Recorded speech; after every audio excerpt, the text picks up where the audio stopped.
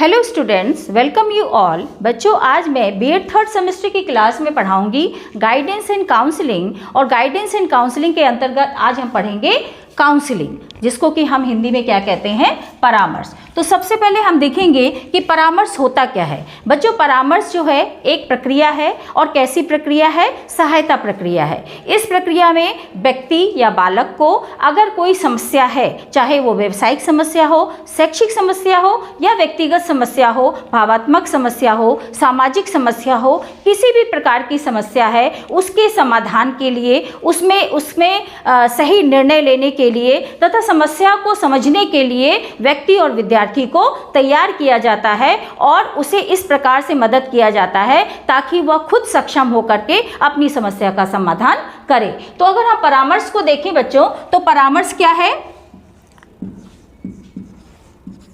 परामर्श एक सहायता प्रक्रिया है। क्या है? सहायता प्रक्रिया है, जिसमें एक प्रशिक्षित का होना बहुत आवश्यक है। निर्देशन कोई भी दे सकता है, लेकिन काउंसलिंग की अगर बात आती है तो उसमें एक ट्रेंड आदमी का होना जरूरी है। ठीक, तो जिसमें एक प्रशिक्षित परामर्शदाता किसी भी व्यक्ति या विद्यार्थी को स्वयं को समझने तथा समस्या समाधान करने में मदद करता है। तो देखिए, परामर्श क्या है? परामर्श एक सहायता प्रक्रिया है, जिसमें एक प्रशिक्षित परामर्शदाता किसी भी व्यक्ति या विद्यार्थी को स्वयं को समझने तथा समस्या समाधान करने में मदद करता है। मतलब, कहने का मतलब है कि प्रशिक्षित परामर्शदाता क्या करेगा? किसी भी व्यक्ति या विद्यार्थी को खुद को समझने के लिए, मतलब विद्यार्थी खुद को समझे, खुद की समस्याओं को समझे, उसके बाद उस समस्या का समाधान करने में खुद सक्षम हो, ऐसी मदद कौन करता है? एक प्रशिक्षित काउंसलर। ठीक, तो परामर्श एक सहायता प्रक्रिया है। अब अगर हम देखें बच्चों कि इसके डेफिनेशन क्या है, तो डेफिनेशन से भी बिल्कुल क्लियर हो जाएगी इसकी मीनिंग। रूथ स्ट्रैंग के अनुसार, रूथ स्ट्रैंग ने क्या कहा है? रूथ स्ट्रैंग ने कहा है कि counselling is a face to face relationship. मैंने आपको बताया कि निर्देशन सामूहिक रूप में दिया जाता है, लेकिन परामर्श जो है वो एक परामर्शदाता होता है और एक परामर्श प्राप्त करता होता है। दोनों के बीच जो इंटरेक्शन होता है, दोनों के बीच बातचीत होती है, दोनों के बीच जो विचारों का आदान प्रदान होता है, तो उसमें दो ही लोग होते हैं। ठीक है, तो ये इंडिविजुअल रूप में दिया जाता है, मतलब फेस टू फेस रिलेशनशिप है। आमने सामने बैठ करके हम विचारों का आदान प्रदान करते हैं। In which growth of the person facilitate. मतलब क्या है कि किसी भी व्यक्ति का अगर वो काउंसलिंग कराता है, फेस टू फेस रिलेशनशिप है, किसके लिए? ताकि उस व्यक्ति को अपनी ग्रोथ के लिए सुविधा मिल सके।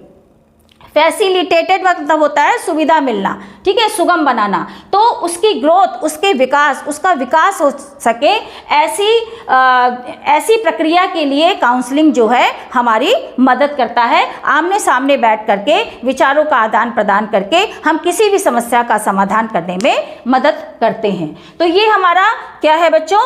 रूथ एंड स्ट्रैंग ने काउंसलिंग के लिए ये परिभाषा दी है। अब हम इसके उद्देश्य को देख लेते हैं कि परामर्श के क्या उद्देश्य होते हैं, क्यों परामर्श दिया जाता है, किस उद्देश्य को लेकर के हमारा परामर्श प्रक्रिया कार्य करती है। देखिए,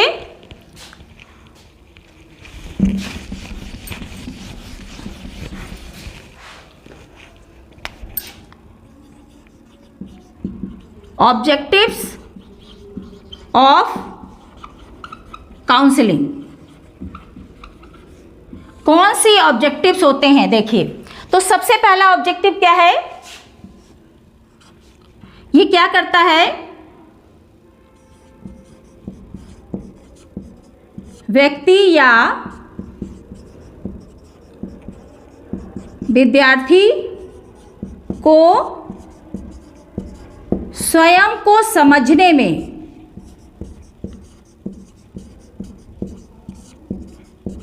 मदद करता है। ठीक है, आप क्या हैं, आपकी क्षमता क्या है, आपकी शक्ति क्या है, ये व्यक्ति और विद्यार्थी को एक काउंसलर बताता है। तो व्यक्ति या विद्यार्थी को स्वयं को समझने में मदद मिलता है। दूसरे की अगर हम बात करें, प्रत्येक समस्या का समाधान करने में मदद करता है, चाहे वो समस्या शैक्षिक हो, चाहे वो व्यक्तिगत हो, चाहे वो सामाजिक हो, चाहे वो भावात्मक हो। प्रत्येक प्रकार की समस्या, प्रत्येक समस्या का समाधान करने में मदद करता है। फिर आगे क्या करता है? व्यक्ति व विद्यार्थी को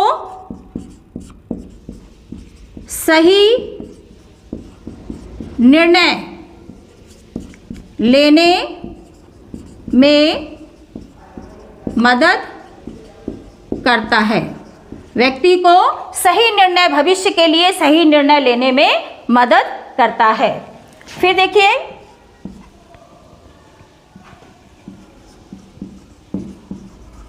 प्रत्येक वातावरण में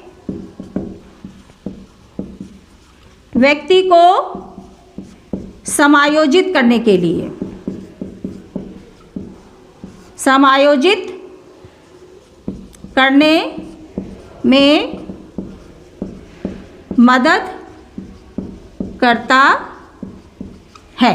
ठीक है, प्रत्येक वातावरण में व्यक्ति को समायोजित करने में, चाहे समाज में हो, चाहे विद्यालय में हो, चाहे परिवार में हो, खुद को हम कैसे वहाँ के अनुसार खुद को कैसे ढाल लें, इसके लिए हमारे जो काउंसलर हैं वो व्यक्ति या विद्यार्थी की मदद करते रहते हैं कि खुद को हर परिस्थिति में किस तरह से खुद को ढालना है। ठीक है, उसके बाद अगर हम बात करें तो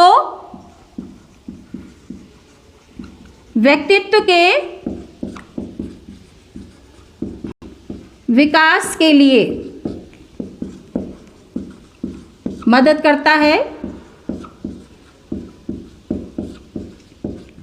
व्यक्तित्व का विकास, पर्सनालिटी डेवलपमेंट।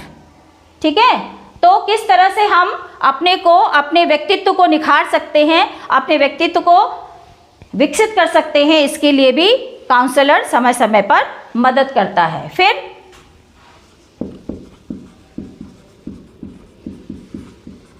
व्यावसायिक व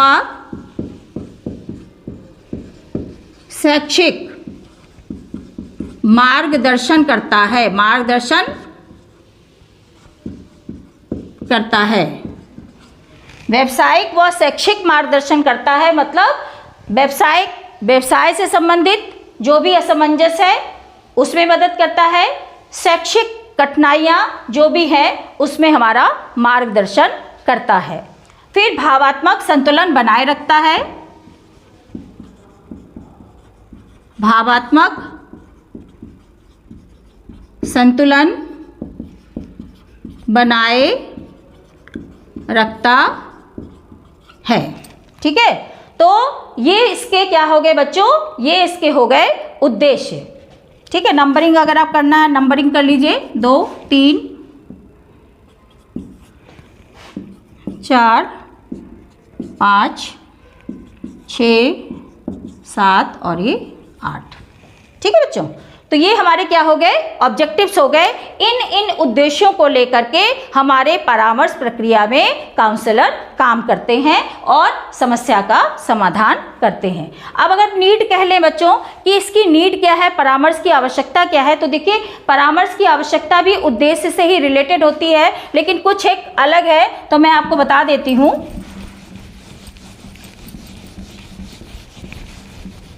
जिस उद्देश्य को लेकर चलता है वो आवश्यकता के अनुसार ही उद्देश्य डिसाइडेड होते हैं, ठीक है ना। तो देखिए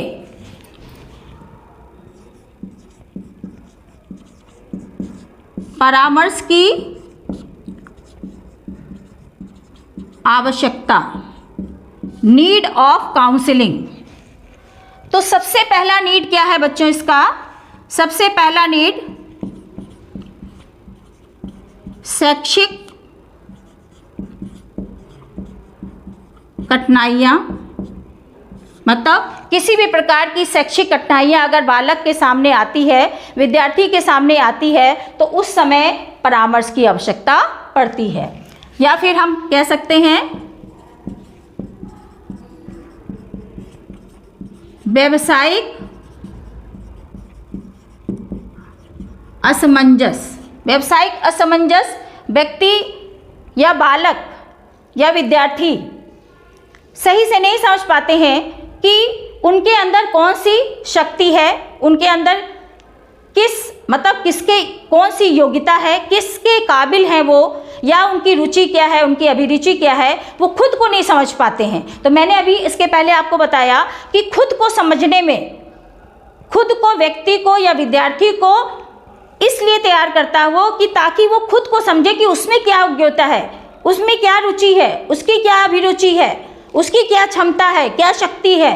तो इन सारी चीज़ों के लिए तो व्यावसायिक असमंजस भी रहता है बच्चों में कि हमें कौन सा व्यवसाय चुनना चाहिए, इसके लिए हमें कौन कौन से विषय लेने चाहिए, तो वो नहीं समझ पाता है, तो उसे परामर्शदाता परामर्श दे करके उसकी मदद करता है। फिर देखिए व्यक्तिगत समस्याएं, अगर जो भी व्यक्तिगत समस्याएं आती हैं तो उसमें भी परामर्शदाता काउंसलिंग की मदद करता है। फिर समायोजन के लिए उचित मार्गदर्शन के लिए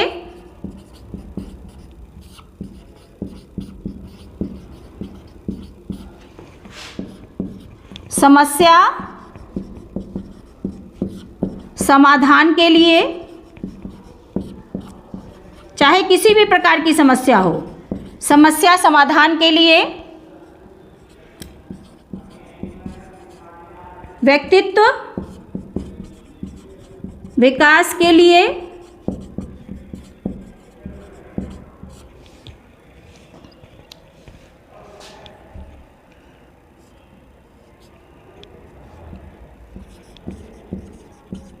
समग्र विकास के लिए, ठीक है। तो ये सारी आवश्यकताएं हैं, और भी आप उद्देश्य से भी आवश्यकताएं ले सकते हैं। तो शैक्षिक कठिनाइयों में व्यावसायिक असमंजस अगर है, व्यक्तिगत समस्याएं हैं, समायोजन के लिए, उचित मार्गदर्शन के लिए, समस्या समाधान के लिए, व्यक्तित्व विकास के लिए, समग्र विकास के लिए, तो इन सारी चीज़ों के लिए हमें परामर्श की आवश्यकता कभी न कभी ज़रूर पड़ती है। और उस समय हमारे काउंसलर जो हैं, हमारे परामर्शदाता उचित ढंग से हमें हमारा मार्गदर्शन करते हैं। तो आज के लिए इतना ही, नेक्स्ट क्लास में नेक्स्ट टॉपिक पढ़ाऊंगी। Thank you.